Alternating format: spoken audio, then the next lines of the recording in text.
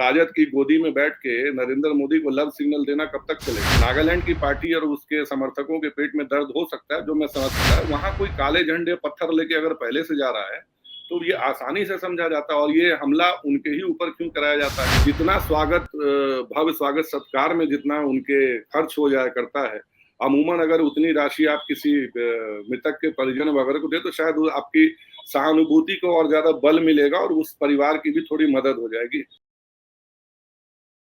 नमस्कार, भारत लाइव देख रहे हैं आप। देखिए, एक बिहार में सियासत जो हो रही है सो तो हो ही रही है। अब एनडीए के कुनबे को बढ़ाने को लेकर कहीं ना कहीं जो जद्दोजहद जारी थी उसमें एक बड़ा माइलस्टोन आया है। कर्नाटक के चुनाव को लेकर पशुपति पारस को वहां बुलाया गया है। वो वहां चुनाव प्रचार 2 दिनों से, एक दिन से आज पूरे दिन कर रहे हैं और कल भी पूरे दिन वहां करने जा रहे हैं। बहुत तरीके के कयास लगाए जा रहे हैं। क्या एनडीए में काट छाट चल रही है?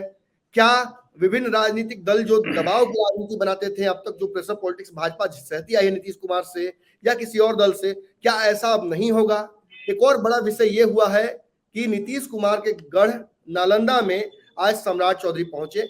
बहुत तरीके का आरोप भी उन्होंने नीतीश कुमार पर लगाया, लेकिन इस दौरान सबसे बड़ा जो घटना देखने को मिला वो लगा कि पुलिसिया चाक चौबंद व्यवस्था बहुत दुरुस्त थी नालंदा में।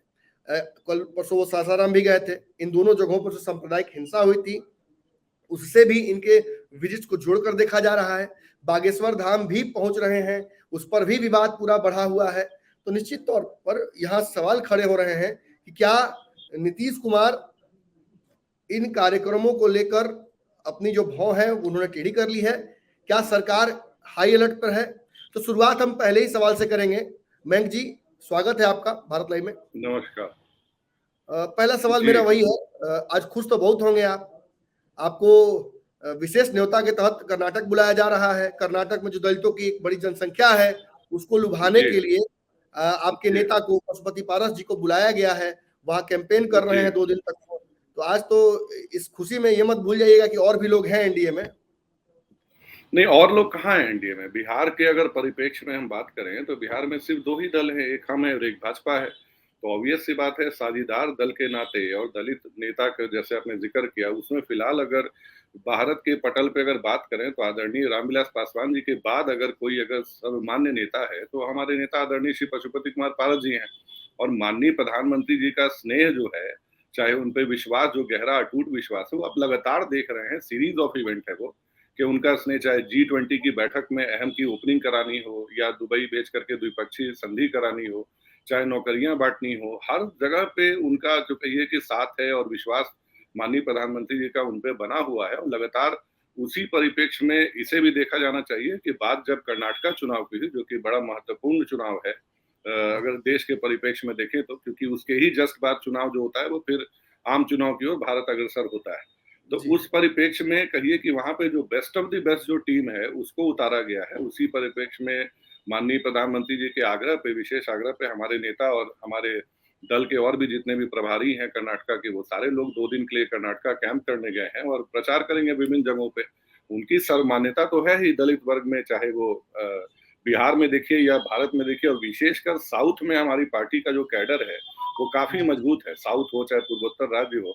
उसी को ध्यान में रखते हुए भारतीय जनता पार्टी के विशेष आग्रह पे हमारे नेता वहां गए हैं और हमें पूरा विश्वास है कि वोट ट्रांसफर में और बाकी चीजों में अहम योगदान निभाएंगे वो। जी, आप कहते हैं कि एनडीए में अभी फिलहाल आप ही हैं, 2 ही दलों का एनडीए है। इस बात से भाजपा इत्तेफाक तो नहीं रखती है? भरे मंच से सुशील मोदी ने ये बात कही थी कि अब तो हमारे साथ चिराग पासवान हैं, भाजपा उनको खोजती है। अब आपको भेजा जा रहा है लगी से घास काटने के लिए कर्नाटक, और चिराग पासवान को बिहार में खोजा जाता है, उपचुनाव में। चिराग पासवान जी को, चिराग, आप देखिए, आप जिनकी बात कर रहे हैं उनकी पार्टी पहली बार गोपालगंज गए थे, मोकामा गए थे। तो वहां तो हम लोग भी गए थे सर, आपने शायद ध्यान नहीं दिया, आपकी नजर इनायत शायद नहीं पड़ी। उनसे पहले हम, हाँ जी जी, पासवान को तो न्योता दिया गया था। हाँ तो ठीक, देखिए न्योता तो हमेशा बाहरी को दिया जाता है, ये आप भी जानते हैं। और ऐसे भी ये बिहार के दल तो है नहीं, इन्हें अभी अंतरिम रूप से कहिए कि जो चुनाव आयोग की तरफ से जो मिला है वो ये नागालैंड की पार्टी है, बिहार की पार्टी तो है नहीं चिराग पासवान जी। और क्या पता बिहार में अगली बार चुनाव लड़ेंगे भी नहीं लड़ेंगे, या ये नागालैंड जाएंगे, ये तो उनसे पूछना बेहतर रहेगा। बिहार के परिप्रेक्ष्य की बात हो, ठीक है, चिराग पासवान जी फेसबुक पर कहिए बज़ क्रिएट करने में, भीड़ जुटाने में, कहिए जो है थोड़ा-मोड़ा अगर उनका इस्तेमाल भाजपा ने किया, मगर जी जहाँ बात डोर टू डोर कैंपेन की है और जहाँ बात बिहार से निकल के दूसरे परिप्रेक्ष्य में देखने की है, तो वहाँ भारतीय जनता पार्टी के पास हमारे नेता के अलावा विकल्प नहीं है, क्योंकि हम लोग ऑलरेडी बिहार में हम ही 2 लोग हैं। उन्होंने उनको बुलाया, जहाँ बात सर्वमान्य दलित नेता की है, वहाँ पे हमारे नेता को आग्रह पूर्वक बुलाया गया है और वो पूरी निष्ठा के साथ अगला 2 दिन जो है वो कर्नाटक चुनाव में भारतीय जनता पार्टी और एनडीए के जितने भी कैंडिडेट हैं उनके लिए प्रचार करेंगे। हाँ, इससे नागालैंड की पार्टी और उसके समर्थकों के पेट में दर्द हो सकता है, जो मैं समझ सकता हूँ। पुदीन हरा के मैं टिकिया भिजवा दूँगा। जी। जी। नहीं मतलब ये तो है सच्चाई कि कहीं ना कहीं बिहार में बार बार भाजपा ये एहसास कराती है, हो सकता है आप लोगों को बुरा भी लगता हो, कि चिराग पासवान भाजपा के लिए बड़े महत्वपूर्ण है। तो इसको जी, कैसे देखते हैं? आपको वहां बुलाया देखिए जा रहा है, वो यहाँ राजनीति कर रहे हैं और कहीं ना कहीं तो बहुत ज्यादा भीड़ भी जुटा रहे हैं। देखिए भीड़ का ऐसा है कि बिहार में उनकी भीड़, आप जिस भीड़ का पैमाना कह रहे हैं, जब से भारतीय जनता पार्टी से इधर उनके जब से रिलेशनशिप जब से टैंगल्ड हुए हैं, जब से कहिए कि भारतीय जनता पार्टी में अगर शुद्ध हिंदी में कहूँ जब से हाथ खींचे हैं, तब से कुर्सियां खाली जा रही हैं उनकी। उसकी तस्वीरें भी मैंने आप ही के चैनल पे देखी हैं। और जी विगत हालिया दिनों में उनके ऊपर किस बात का क्वेश्चन है? उनके ऊपर क्वेश्चन उनके इंटेंट का है, उनकी क्रेडिबिलिटी का है। भारतीय जनता पार्टी हो या फिर महागठबंधन हो, उनका जो झुकाव है वो लगातार कहिए पेंडुलम की तरह इधर से उधर होता जाता है, जो कि राजनीतिक सुचिता के हिसाब से एक सही कहिए कि निर्णय नहीं है। तो ये उन्हें डिसाइड करना है। हमारे नेता ने तो पहले भी क्लियर कर रखा है भाई कि अगर वो भारतीय जनता पार्टी के द्वारा लेड गवर्नमेंट जो एनडीए कहिए अलायंस है, उसमें अगर वो आते हैं तो हमें तो इसमें कोई परेशानी नहीं है, वो आए, मगर वो किसी का तो हाथ पकड़े। उसी पे हमारे नेता ने कहा था भाई कि जो सड़क पे जो जानवर जो है वो अगर डिसाइड नहीं कर पाता है कि वो दाएं जाए या बाएं जाए, अंततोगत्वा उसकी दुर्गति जो है वो देखने लायक होती है। तो ये हालांकि हमारे संस्थापक आदरणीय श्री रामविलास पासवान जी का कथन हुआ करता था। तो जी गुरु भाई हैं हमारे, चिराग पासवान जी हमारे गुरु भाई हैं, उनसे पूरी सहानुभूति, पूरा उनसे कहिए आदर है उनका। मगर डिसाइड उन्हें करना है कि उन्हें एनडीए के साथ जाना है, उन्हें राजद गठबंधन के साथ जाना है या उन्हें अकेले करना है। ये सारा उनका विषय है। मैं उनके दल पे कमेंट करने वाला कौन होता हूँ। बट रही बात जहाँ हमारी, मैं अपने दल का यही बात जानता हूँ कि एनडीए के कहिए कि घटक दल होने के कारण अटूट गठबंधन के तहत और माननीय प्रधानमंत्री जी के अटूट विश्वास के लिए हमारे नेता को हर बार कहिए कि जो वैश्विक मंच हो या राष्ट्रीय मंच हो, उन सारे मंचों पे कहिए कि उनको जगह दी जाती है, उन्हें बुलाया जाता है। हाँ, प्रादेशिक स्तर पे कुछ जगहों पे अगर चिराग पासवान जी को भी अगर जगह दिया जा रहा है तो हमें इससे कोई आपत्ति नहीं। नहीं नहीं आपको आपत्ति नहीं है, लेकिन जी, ये एक जनरल पर्सपेक्टिव बनाया जा रहा है, नैरेटिव भी ये साफ दिखता भी है कि वोट बैंक जो है वो आप दोनों का साझा है। जी, उस वोट बैंक में भाजपा को इंटरेस्ट है, भाजपा इसीलिए आप दोनों को अपने साथ रखना भी चाहती है। लेकिन जहां चिराग पासवान जमीन पर लगातार नजर आ रहे हैं, कार्यक्रमों में हो, चाहे झुकी झोपड़ियों में जाना हो, आगजनी का मामला हो, शराब का मामला हो, हर जगह पहुंच रहे हैं। आपके नेता दुबई में कभी नजर आते हैं, कभी कर्नाटक में नजर आते हैं, कभी विभिन्न जगहों पर नजर आते हैं। तो मतलब आप कहीं ना कहीं इंटरनेशनल नेता होते नजर आ रहे हैं और यहाँ जमीन पर तो दे, चिराग पासवान नजर आ रहे हैं। नहीं देखिए, जमीनी नेता की बात जैसे राघोपुर के चुनाव, देखिए हमारा काम जो है, जैसे कोई घटना अगर घट जाती है तो उसमें गाजे बाजे और इंटरनेट के हैशटैग और भव्य स्वागतों के साथ हम नहीं जाते हैं। आप भी जानते हैं वो संवेदनशील मामला होता है। हमें जी बेहद आपत्ति है उस उन चीजों पे कि जब कोई आप किसी मृतक के परिजन से मिलने जाते हो और आप गाजे बाजे और शोर शराबे के साथ जा रहे हो, झंडा बैनर लेके, मुझे नहीं लगता है कि ये कहीं से भी एक सामाजिक सुचिता और राजनीतिक सुचिता को शोभा देता है हमारे। और रही बात जहां मिलने जाते हैं, चाहे आगजनी की घटना हो, जैसे विगत अभी राघोपुर में आगजनी की घटना घटी थी जिसमें कि सैकड़ों घर तबाह हो गए थे। महज फोटो अपॉर्चुनिटी के लिए जाना और जा करके फोटो खिंचा के फोन लगा के रिकॉर्ड करवा के उसको इंटरनेट पे वायरल कराने से ज्यादा बेहतर था कि सर आप जाएं तो कुछ राहत सामग्री भी दें। हमारे नेता जब गए, हमारे प्रदेश अध्यक्ष माननीय प्रिंस राज जी गए, हमारा जो शिष्टमंडल जो जाता है जब साथ में, हम कोशिश करते हैं कि संभवतः हमारी जितनी भी कहिए कि शक्ति है, सामर्थ्य के हिसाब से हम सब तक राहत सामग्री पहुंचाते हैं, चाहे कुछ ना कुछ करते हैं। जितना स्वागत भव्य स्वागत सत्कार में जितना उनके खर्च हो जाया करता है, अमूमन अगर उतनी राशि आप किसी मृतक के परिजन वगैरह को दे तो शायद आपकी सहानुभूति को और ज्यादा बल मिलेगा और उस परिवार की भी थोड़ी मदद हो जाएगी। उस ओर हमने हमेशा से इशारा भी किया है, मगर खैर उस पे मैं क्या निजी कमेंट करूं उन चीजों पे, बट यही है कि एक चाहे विवाद बिहार हो। एक विवाद आपने और एक चर्चा तो और आपने छेड़ दी है, और कहीं ना कहीं आपकी कही हुई कथन को आज गिरिराज सिंह ने भी रिपीट किया है। गिरिराज सिंह का जी बयान भी आया है, उस पर इशारा भी कर चुके हैं और स्पष्ट भी बोल चुके हैं। आपने जी एक मांग रखी थी जब सम्राट चौधरी को आगे किया गया, तो आपके नेता ने मांग रखी कि उन्हें कोई दिक्कत नहीं है अगर एक ओबीसी का चेहरे को आगे किया जा रहा है, सम्राट चौधरी को सीएम भी बनाया जाए तो उन्हें कोई एतराज नहीं होगा। इनफैक्ट आपकी एक बिल्कुल प्रवक्ता ने तो मांग भी कर दी कि उन्हें ही चेहरा बना दिया जाए ताकि विवाद ही खत्म हो जाए। ये बिल्कुल। चिराग पासवान के सीएम वाले उनके प्रवक्ताओं की मांग को काटने के लिए है, या आप जेन्युइनली मानते हैं कि नहीं सम्राट चौधरी उस तरह के नेता है, उनका कद उतना वैसा हो सकता है? अब देखिए, जैसे अब आपने भी बात छेड़ी तो मैं थोड़ा आपको 10-15 दिन 20 दिन पहले लेके चलता हूँ। जब से सम्राट चौधरी जी का निर्वाचन हुआ है प्रदेश अध्यक्ष के तौर पे, तब से जितना दर्द नीतीश कुमार जी के पेट में नहीं हुआ होगा, जितना दर्द राजद के पेट में नहीं हुआ होगा, उससे कहीं ज्यादा दर्द चिराग पासवान जी, उनकी पार्टी, उनके कहिए कि प्रवक्ताओं के पेट में हुआ है कि भैया एक युवा चेहरे के तौर पे, एक स्थापित युवा चेहरे के तौर पे, मुखर युवा चेहरा जो टिट फॉर टैट में जवाब देना जानता है, उसको भाजपा ने कैसे बना दिया। उनके प्रवक्ता आप अक्सर आप गाए बगाए ये कहे सुने जाते थे जब भाजपा को नसीहतें दी जाती थी कि भाजपा के पास चेहरा कौन है, कौन सा चेहरा आगे करोगे, हमारे जी नेता के अलावा तुम्हारे पास ऑप्शन क्या है, जबकि आप गठबंधन का हिस्सा भी नहीं है। आपके जी राष्ट्रीय उपाध्यक्ष जो हैं वो भाजपा को लतखोर पार्टी कह देते हैं। उसके बाद भी आपकी तरफ से कोई बयान नहीं आता है। दिन रात आपके उनके प्रदेश अध्यक्ष जी भाजपा के प्रदेश अध्यक्ष की कहिए कि बेइज्जती करते हैं, ये कह के कि हमारे नेता तो राष्ट्रीय नेता है, वो क्या प्रदेश अध्यक्ष स्तर के नेता से बात करेंगे। तो ये दूसरी बात है कि जब वही प्रदेश अध्यक्ष जब उनके घर जाते हैं तो हाथ बांधे जो उनकी तस्वीरें वो वायरल की जाती हैं। जी बहरहाल जिस परिप्रेक्ष्य में आपने बात की, तो 20 दिन पहले, जब 20-25 दिन पहले जब बाबा चौहरमल की घटना घटी, जिसका हमारी पार्टी ने कड़ा विरोध जताया, जब माननीय सम्राट चौधरी जी के ऊपर पथराव कराया गया, तो वो जी पथराव ऐसे नहीं था, वो पथराव प्रायोजित था। आप बताइए कि अगर कोई मेले में जा रहा है, तो ये काले झंडे अगर हम लेके जा रहे हैं, या जिसके भी समर्थक अगर जाते हैं, वहां मांग क्या उठी कि वहां पे चिराग पासवान के अलावा किसी का पोस्टर नहीं लगेगा। जी अगर आप काले झंडे लेके आप जाते हैं, तो इसे कैसे नहीं माना जाए कि ये पहले से पूर्ण नियोजित नहीं है। आखिर कोई मेला जा रहा है घूमने, अगर उसका इंटेंट सही होगा तो वो मेला घूमने जाएगा। वो एक कहिए कि एक जो वैश्विक क्या बोला जाता है उसको, हर साल होने वाला एक मेला है, एक अनुष्ठान है, एक धार्मिक अनुष्ठान है, जिसे उन लोग में उनके यहाँ बकायदा उनको पूजा भी जाता है। वहां कोई काले झंडे पत्थर लेके अगर पहले से जा रहा है तो ये आसानी से समझा जाता है, और ये हमला उनके ही ऊपर क्यों कराया जाता है, उन्हें स्टेज पे बोलने नहीं दिया जाता है। कहीं ना कहीं एक पॉलिटिकल राइवलरी है जिसमें वो पिछड़ते अपने आप को पाए, और उसके आहत होकर के कहिए कि उनके समर्थकों द्वारा उनके ऊपर हमला कराया गया, और भाजपा को ये संदेश देने की कोशिश की गई कि हमारे नेता के अलावा अगर आप कहीं और किसी तरफ भी देखेंगे तो अच्छा नहीं होगा टाइप वाला।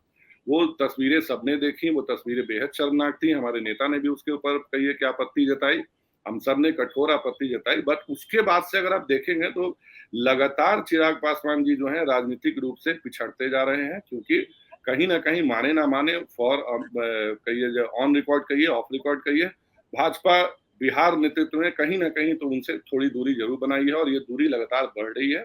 उनके राजद प्रेम के कारण भी बढ़ रही हो या जो भी कर, हम तो पहले से कहते आ रहे कि इंटेंट पे सवाल है।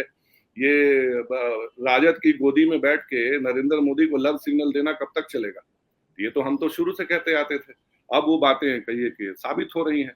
अब खाली कुर्सियां जो हैं वो बता दे रही हैं कि इनका जो ग्राफ है वो किस तेजी से नीचे गिर रहा है, और हमारे नेता ग्राफ किस तेजी से ऊपर बढ़ रहा है। तो ठीक है, ये होना चाहिए। एक और सवाल है, ये लगभग अंतिम सवाल मेरा है। आज आपने देखा होगा दिन भर की राजनीतिक जो सरगर्मी रही, नालंदा गए थे सम्राट चौधरी, इस दौरान पुलिस की व्यवस्था बहुत मुस्तैद की गई थी। उन्होंने जी एक सवाल खड़ा किया कि आज जो पुलिस को लगाया जा रहा है मेरे आने के बाद मुझे रोकने के लिए या जिस तरीके से भी, ये अगर जिस समय घटनाएं हुई थी सांप्रदायिक हिंसाएं उस समय लगाई गई होती तो शायद ये ज्यादा यूजफुल होता, वैसी घटनाएं नहीं भी होती। और एक और गिरिराज सिंह का बयान आया है, उन्होंने कहा है कि 33 साल तक जो शासन है दो जातियों ने बिहार में किया। अब जी समय आ गया है कि दलितों को, ओबीसी के और भी हिस्सों को, अति पिछड़ों को मौका मिले। क्या कहना चाहिए इन दोनों बयानों पर? देखिए, मैं गिरिराज सिंह जी की इस मांग का बिल्कुल समर्थन करना चाहूंगा कि विगत 32 वर्षों 33 वर्षों का अगर आप कार्यकाल देखें बिहार की सत्ता का, तो पहले जो कहिए कि लालू प्रसाद यादव जी का परिवार हो, जो कि यादव समाज से संबंधित है, चाहे माननीय नीतीश कुमार जी, अभी वर्तमान प्रधानमंत्री, ये हमारे मुख्यमंत्री जी कहिए, वो कुर्मी समाज से आते हैं। तो एक जो त्रिवेणी संगम जो रहा है यादव, कुशवाहा, कुर्मी का, तो अब बारी किसकी आती है?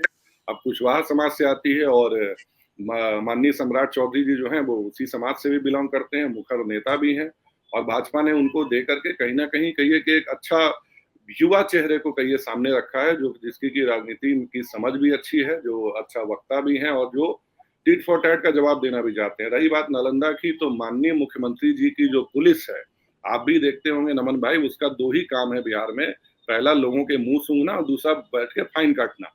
दंगा हो जाए, हथियारों की तस्करी हो जाए, पुल चोरी हो जाए, सड़क चोरी हो जाए, बलात्कार हो जाए, लोग मर जाएं, वो पुलिस तभी जागती है जब कुछ ना कुछ घटना होती है, तब जागती है। तो ये बेहतर है, ठीक है वो जागे हैं, लेकिन वो किसके लिए जागे हैं? वो अपने नेता कहिए, जो विरोधी दल के जो नेता हैं, उस विरोध कहिए विपक्ष की सबसे बड़ी पार्टी के नेता का दौरा होता है, तब आप पुलिस की कैंपिंग लगा देते हैं, बकायदा फोर्स आप उतार देते हैं। वही जब आपके जब पीएफआई कनेक्शंस निकलते हैं, जब आपके यहाँ बमबारी होती है, और जब आपको कहिए कि जो भी सांप्रदायिक तनाव गुजरता है, उस वक्त आपके पास इंटरनेट काटने और कहिए कि बाद में धरती पीटने के अलावा, जिसको कहते हैं, उसके अलावा मिट्टी पीटते रह जाते हैं, कुछ होता नहीं। आज तक इन जो भी दंगे घटे, जो भी घटे, उसमें आप 18 साल के, 16 साल के, या फिर जो पूर्व विधायक को इन्होंने गिरफ्तार किया, उसके अलावा मेन गिरफ्तारी कहाँ से हुई? मैंने अभी तक तो मुझे नहीं लगता है कि मुख्य कल्पिट, मुख्य सरगना जो है वो बिहार पुलिस की जद में अभी तक आया हो। तो ये सिर्फ एक पुलिस का दबाव दिखा करके रोकने की कोशिश की जा रही है। चाहे अभी रिसेंट, अभी हालिया जो एक बवाल छिड़ा हुआ है बागेश्वर बाबा को लेकर के, जितनी शिद्दत से बिहार सरकार बागेश्वर बाबा के कार्यक्रम को रोकने में लगी हुई है, उतनी शिद्दत से अगर भैया आप अपने लोकल प्रशासन को संभालने में रखते, जो क्राइम रेट बढ़ा हुआ है, पटना में दिन दहाड़े गोलियां चल रही हैं, अपहरण शुरू हो गया, जंगल राज के, ये महाजंगल राज की ओर बिहार वापस से अग्रसर है। तो बिहार पुलिस को मुंह सूंघने और फाइन काटने के अलावा भी और काम में लगाना चाहिए। हमें हमारी फोर्स पे पूरा भरोसा है, मगर जब हमारे कहिए कि जो मुखिया हैं, प्रदेश के मुखिया जो कि गृह मंत्री भी हैं, अगर उनका ध्यान इस ओर कहिए कि जब जागते हैं, जब उनके भगवा झंडा दिखाई देता है, तभी उनकी नींद खुलती है। तो ये एक विशेष रंग से कहिए जो उन्हें, जो आजकल ऐतराज हो रखा है, उसको कहिए कि थोड़ा उन्हें बचना चाहिए। वो हम सबके मुखिया हैं, हमारे सारे प्रदेश के गार्जियन हैं, उन्हें न्याय करना हो तो सबके साथ बराबर का न्याय करें। और अगर ठीक है पुलिसिया तंत्र का इस्तेमाल करना है, तो पुलिसिया तंत्र के इस्तेमाल से आप विपक्ष की आवाजों को दबा नहीं सकते। मैं यही कह रहा हूँ। जातीय जनगणना जो रोक लगी है, बताया जा रहा है, ये दावा किया जा रहा है तेजस्वी यादव द्वारा कि आप लोग बहुत खुश हैं, भाजपा और भाजपा के सहयोगी बहुत खुश होंगे, ये जातीय जनगणना रुक गई है इसकी वजह से।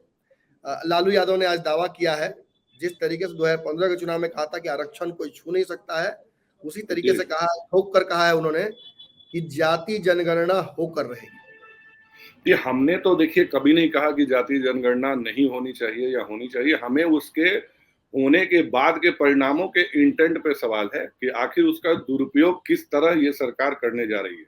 हमने उस ओर हमेशा से आवाज उठाई थी। हाँ ठीक है, होना भी चाहिए था जातीय जनगणना, हमें उसके प्रारूप पे दिक्कत थी, हमें उसके इम्प्लीमेंटेशन पे डाउट था। तो वो डाउट तो हमारा आज भी, और हमारे डाउट पे ही माननीय उच्च न्यायालय ने मोहर लगाई है कि आखिर कुछ खामियां तो पकड़ी गई, उनके बेसिक एल्गोरिदम में दिक्कतें थी, जो दिक्कतें जाहिर हुई। अगर वो दिक्कतों को 3 जुलाई जो अगला डेट है, अगर वो नहीं राज्य सरकार पूर्ण कर पाती है, तो आप मान के चलिए कि हमारे आपके जैसे टैक्स पेयर के पैसों के 500 करोड़ रुपए जो है वो पानी में बर्बाद हो गए। तो माननीय मुख्यमंत्री जब इतना बड़ा फैसला लेते हैं, कहने को तो हम भाई सबसे गरीब राज्य हैं पर कैपिटा इनकम की अगर बात करें, तो हमारे राज्य में वो 500 करोड़ रुपए कहीं और भी इस्तेमाल हो सकते थे, किसी विकास कार्यों में भी इस्तेमाल हो सकता था।